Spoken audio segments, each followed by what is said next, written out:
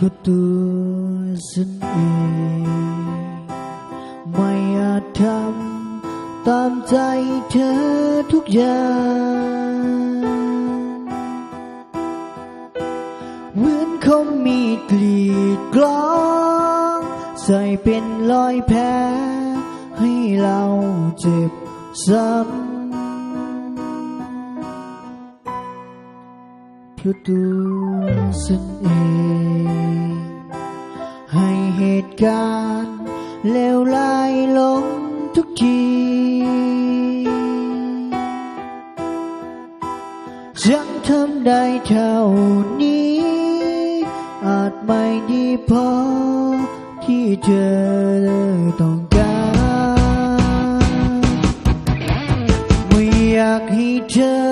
ร้องไม่อยากให้เธอเจ็บไม่อยากให้เธอทุกข์ใจมากไปกว่านี้ฝืนทนไปเสียเวลาเปล่าสา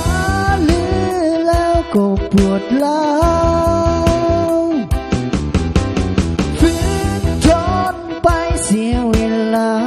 เปล่าเจ็บเพียงครั้งเดียวฝืนทนไปให้ไกลสุดตัวฉันยอมท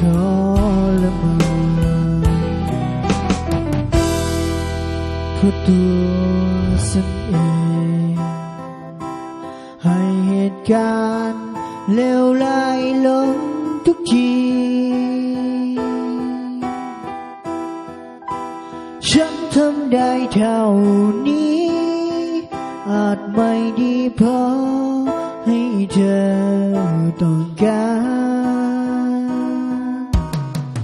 ไม่อยากให้เธอร้องไม่อยากให้เธอเจ็บไม่อยากให้เธอทุกข์ใจมากไปกว่านี้ฝืนท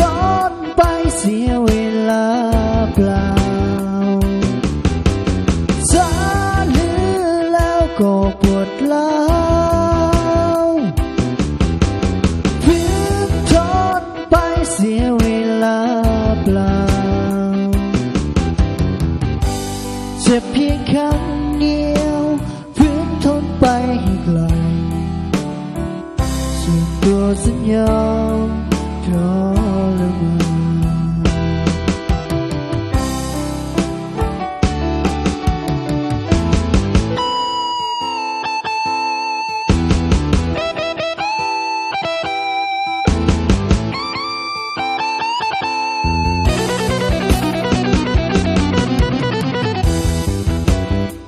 เสียเวลา